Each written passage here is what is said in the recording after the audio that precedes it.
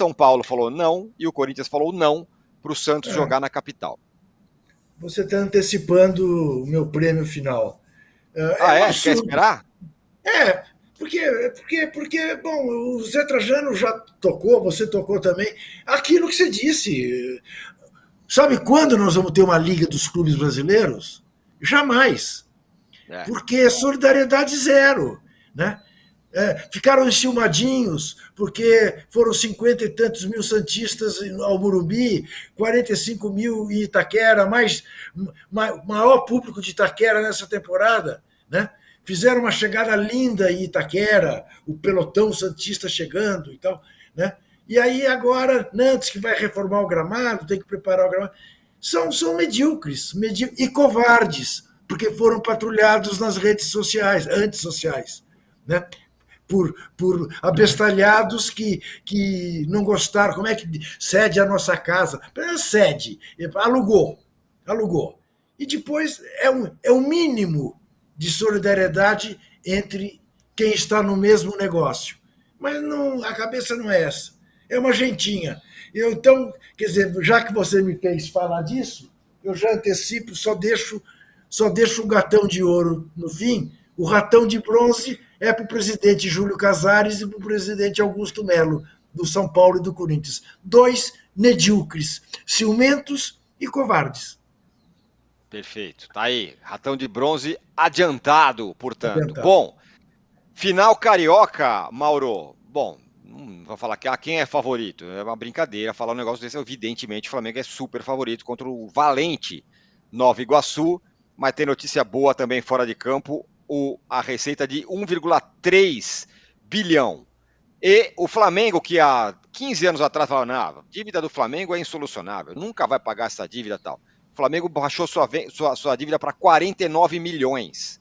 Se não é 48. a menor entre os clubes. 48. Deve ser a menor dívida entre os clubes principais do futebol brasileiro, assim, de longe. Né? Eu Esse é o pago. balanço que vai ser apresentado pelo Flamengo, Mauro. Eu acho que é interessante observar que a dívida do Flamengo em 2013, quando iniciou essa reformulação do clube, ela era de 750 milhões. E a arrecadação era de 212 milhões. Então o Flamengo devia mais de 3 vezes e meio aquilo que arrecadava em uma temporada. Tá? O Corinthians, segundo seus dirigentes, contando o estádio, deve perto de 2 bilhões. E arrecadou quase 1 bilhão, né? Segundo as projeções do balanço, que não foi divulgado ainda, né? De 2023. Significa que o Corinthians deve pouco mais do que o dobro daquilo que consegue faturar em um ano. Ou seja, o buraco do Flamengo era muito maior do que o do Corinthians é hoje, por incrível que pareça. A desproporção receita-endividamento, ela era bem maior. Quase o dobro do que a do Corinthians hoje, que a do Corinthians dobra, do Flamengo era 3 vezes e meio, mais de 3 vezes e meio.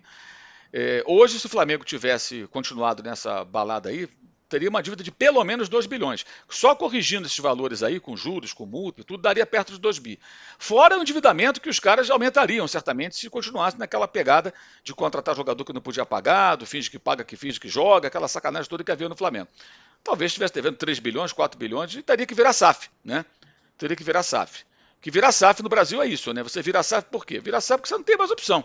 Você está no buraco que tem que virar SAF, que é vender o clube, é entregar o futebol do clube para alguém, que vai lá e compra, geralmente a preço módico, não tem que pagar a dívida toda de cara, tem toda aquela situação, e você perde totalmente o comando. Nós vimos uma constrangedora entrevista do Pedrinho, né, presidente do Vasco, nessa semana, em que ele não podia falar sobre os assuntos porque tem cláusulas contratuais, confidencialidade, essas coisas, e não podia falar. A conclusão é o seguinte, o Vasco não manda do Vasco. E aí é importante frisar, no momento que o Flamengo fatura tanto dinheiro, tem uma dívida ridícula hoje em dia para aquilo que ele consegue faturar, que a insistência do Rodolfo Landim em levar o Flamengo a ser uma SAF mesmo parcial não tem cabimento, não tem sentido. Quero fazer um estádio sem comprometer as receitas do time. Então, arrume um parceiro no estádio, não para o futebol do Flamengo. Um parceiro que ajude a viabilizar o estádio, não para aquilo que está consolidado. Mas vai ser 25%, 30%. Quem pode garantir que depois de algum tempo não possam propor lá no Conselho Deliberativo e tudo mais mudanças estatutárias que elevem a possibilidade de uma SAF para 51%? Quem pode assegurar isso? Acho que ninguém pode garantir. Você pode falar, não vai ser, tá bom, mas prove. Não tem como. Porque se você amanhã abrir a porteira para 25%, 30%, pode ter mais de 50%. SAF no Brasil é para clube que está quebrado. O Flamengo não precisa de SAF. Então acho que é importante falar sobre isso nesse momento em que está todo mundo festejando esses números que são realmente espantosos e que mostram também que o Corinthians não faz a mesma coisa porque não quer. O remédio amargo está aí. Vai lá, pega pelo SUS, vai lá na farmácia popular, pega lá o remédio amargo, toma e vê se fica bom da doença financeira. Que é cortar jogadores caros, trabalhar com orçamento mais enxuto, alavancar receitas, contar com o apoio do torcedor, passar alguns anos ali no sufoco, depois você vai poder nadar de braçada. E aí você vê um cenário em que você tem um Palmeiras que é uma exceção, como é o caso do Flamengo, mas que continua ganhando títulos, e esses números, a diferença financeira do Flamengo para os demais, torna ainda mais vergonhosa a gestão do futebol. E aí pega no Marcos Braz, em todos que com ele estão, e no Landim, que é o chefe do Marcos Braz. É uma vergonha um clube que fatura tanto dinheiro ter um ano como foi o ano passado, um ano ridículo como foi do ano passado. Né? E agora, esse ano, com essa história aí do Gabriel, que é outra demonstração da falta de comando no futebol do Flamengo, porque se fosse algo organizado, em que as pessoas respeitassem os seus compromissos, as suas obrigações, né? Se um jogador causasse qualquer tipo de dificuldade para colher um exame de antidoping, algum cara lá em cargo de chefia, algum supervisor, gerente, sei lá o que, tem um monte de gerente lá, né? Ia chegar no cara e falar, meu amigo, vai lá e faz lá o xixi no copinho e acabou. Mas não. A menos que você saiba que se você fizer o xixi, vai dar alguma coisa. Porque eu acho muito engraçado que tem gente dizendo, tá vendo, ele fez o exame e não deu nada. Quem garante que o xixi seja dele? Quem garante não, o cara foi junto, né, Juca? Mas o fiscal foi junto. Sim, ele fez exame de sangue também. Quem garante que ele fez o exame na hora certa, ao se recusar a fazer 2 horas antes? Aí eu conheço uma porção de histórias, Mauro, a começar de Mário Sérgio Pontes de Paiva, que iludia o antidoping durante anos, até o dia em que ficou honestamente, pelas informações que a gente tem, que as pessoas que conversei, o que me parece que foi mais marra mesmo. Não me parece que ele estivesse com algum problema. Não me parece, tá? Eu penso diferente. Eu acho que foi marra mesmo. Marra. Pô, toda hora o que fica mais ridículo ainda, né? O cara lógico. Desse, gente, olha, ser punido o paralelo que eu traço, Tirone, é o da lei seca. Você está com o seu carro passando por um determinado local e 3, 4 vezes por semana tem lá blitz da lei seca. Aqui em São Paulo não é blitz, é comando, né? Aí tá lá os caras parando, aí você sempre é parado. Você fala, não é possível, sempre eu paro. Você faz o quê? Você sopra o bafômetro e vai embora. Não tem jeito. Pô, eu sou um tremendo azarado. Sempre o meu carro para aqui pra... Aí você faz o quê? Chega pro policial, não vou soprar essa porcaria não sei o quê. Cara, você arrumou um problema. Sopra e vai embora, se você não deve nada. Então, se de fato os exames comprovam que o rapaz não tinha nada, por que isso? Mas me parece só amarra. Mas isso, por que tem essa amarra? Se amarra. Porque no Flamengo cada um faz o que quer. E com esses números todos, esse faturamento, fica mais constrangedor ainda. Como é que um clube que fatura tanto dinheiro, que consegue fazer o que fez, permite esse tipo de comportamento e permite tanta incompetência no departamento de futebol que no ano passado não ganhou nada, tomou goleadas, 20 derrotas. Isso não pode ser esquecido. É muito fácil falar dos números do clube, da parte que funciona muito bem, né? E jogar para baixo do tapete o ano patético de 2023. E por que isso tem que ser lembrado? No sábado tem um jogo, amanhã, contra o Nova Iguaçu. Se o Flamengo tiver modo banana como foi ano passado, perde para o Nova Iguaçu. A gente acha que não vai acontecer porque o Tite está bem diferente do ano passado. Mas nunca devemos desprezar a possibilidade do modo banana reaparecer, o 2.0 do ano passado. Então, acho que é um time ainda em observação, que não ganhou nada de relevante, que precisa de muito mais e que deve muito à torcida. E esses números acho que deveriam fazer o Marcos Braz, o Landim e todos que estão envolvidos com futebol terem vergonha. Como é que a gente consegue fazer tanta coisa errada numa temporada de futebol com um faturamento tão superior aos demais?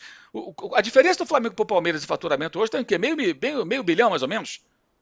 Quer dizer, o Palmeiras é campeão brasileiro, cara. Todo ano ganha alguma coisa. É bicampeão paulista. O Flamengo fatura muito mais hoje que o Palmeiras. A diferença é considerável. É vergonhoso isso aí. Os números, palmas, sensacional. Mas não dá para descolar isso do desempenho do futebol. É muito cômodo o departamento de futebol, o Landim, os dirigentes se esconderem atrás desse número né? Todo mundo falando dos números, ignorando o ano passado. Eu lembro sempre, 2023 foi um vexame e 2024 está só começando. Vamos ver se eles vão conseguir mudar essa história.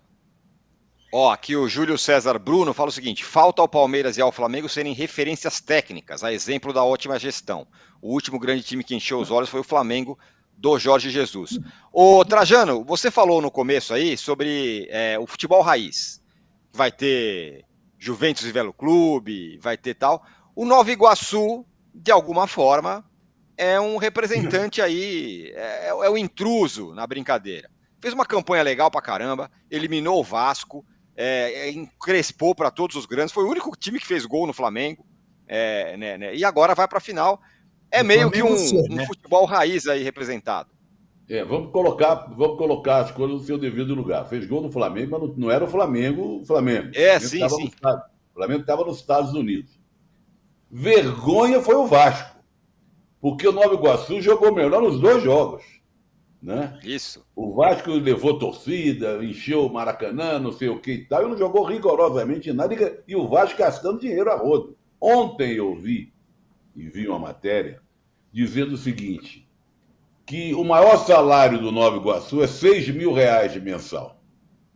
A maior parte dos jogadores ganha ali entre R$2.000 a R$3.000. E contrato que acaba o campeonato, já vai embora e tal, papai. E se somar, pega qualquer jogador do Flamengo, qualquer um, ali, Luiz Araújo, qualquer um, o salário dele mesmo, soma todos os salários da comissão técnica, jogadores, torcida, até bota a torcida, tudo junto, não, o salário do jogador do Flamengo é superior ao pessoal do Nova Iguaçu. E tem uma coisa também que a gente sempre, eu como carioca, é uma gozação, evidentemente, que isso já faz tempo que não se usa, mas para só ser um pouco implicante, a gente fala, o Campeonato Carioca, final, Flamengo e Nova Iguaçu. Opa, Nova Iguaçu é da Baixada Fluminense. Antigamente, o Campeonato Carioca era disputado pelos times da capital, do Distrito Federal. Baixada Fluminense pertencia ao antigo estado do Rio de Janeiro, como também a terra do Mauro. A capital do antigo do estado do Rio de Janeiro era Niterói, né? Mas só isso é uma brincadeira só. Mas eu estou com muita expectativa. Eu acho que é um trabalho legal. Jogou mais que o Vasco. Se repetir a atuação que fez contra o Vasco, não é que vai encarar o Flamengo, mas pode dar um bom jogo. O Flamengo é favoritaço, deve despachar logo no primeiro jogo. E se não despachar, vai ser uma vergonha pior que a vergonha que o Vasco fez. Vem cá, o Juca pediu 4.000 likes, não estamos nem perto, hein, meu? E aí o programa já está caminhando para a parte final. Então, por favor, nos deem likes. Feriadão. O Arnaldo levou com ele os likes embora para ver. Levou os likes com ele, exatamente. Cadê o dedinho do like aí, Juca? O fã-clube do Arnaldo não está presente hoje. Está comprando ovos de Páscoa com ele. Ó. É isso. O Danilo, 1,3 bilhão. Dívida de 47 milhões, sei lá, o Mauro até me corrigiu. Eu estava vendo 48. Algumas... 48. Você vai vendo, o Palmeiras é outro time que superavitário, que também faz um bom trabalho, mas não chega nem perto dessa receita. E se você pegar outro gigante, São Paulo, o Corinthians está super endividado. O São Paulo vai mostrar o balanço aí com déficit. O déficit do São Paulo é maior do que a dívida do Flamengo. Pois e a gente está falando de um Flamengo que bateu 1,3, 1,4 num ano que não ganhou nada. O Palmeiras, num ano que foi campeão do Paulista, foi campeão da Supercopa, foi campeão do Brasileirão, terminou o ano com uma receita perto dos 900 milhões e sobrou 8 milhões de superávit, ou seja, gastou bastante. Gastou aumentando o salário, gastou aumentando a sua folha salarial, não só do time, do Abel, de todo mundo, contratou jogadores que às vezes não dão tão certo, a gente esquece, mas Palmeiras gastou. E o São Paulo, na sua comparação que você mesmo que levantou aí, o São Paulo vai terminar o ano num déficit, sendo que foi campeão da Copa do Brasil, que até então a gente sempre chama de a Copa mais rica do Brasil e que paga a maior premiação e tal.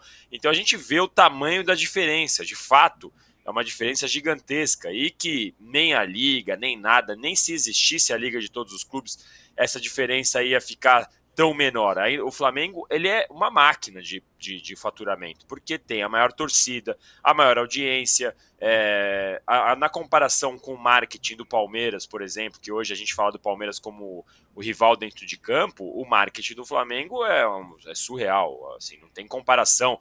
Licenciado, você vai na loja do Flamengo, tem opção para tudo quanto é jeito. Você quer comprar camiseta, chaveiro, não sei o que, você vai na loja do Palmeiras, a camisa do time, um copinho ali, outro aqui, nada demais. Então, assim, é muita diferença e o Flamengo sabe usar essa máquina.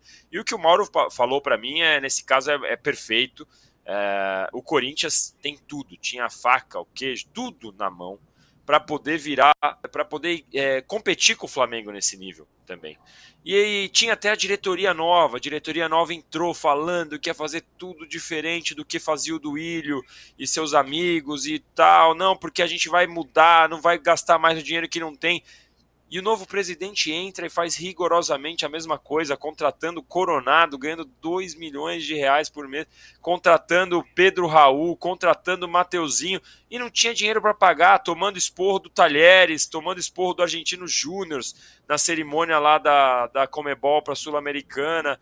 Uma situação, assim, lamentável. E ainda, voltando ao que o Juca falou, né, que ele deu o ratão de bronze, o Corinthians está mais do que desprezando a chance de fazer parceria com o Santos e tal, está desprezando uma nova fonte de receita, porque o Corinthians poderia aproveitar e falar: Santos, você vai jogar a Série B, você vai jogar numa terça e numa sexta, o Corinthians não joga terça e sexta, vamos aproveitar que os jogos que vocês quiserem jogar aqui em São Paulo, vamos fazer um acordo, 500 mil, 1 milhão, X% da renda, podia ganhar uma grana, um trocado extra nesse momento.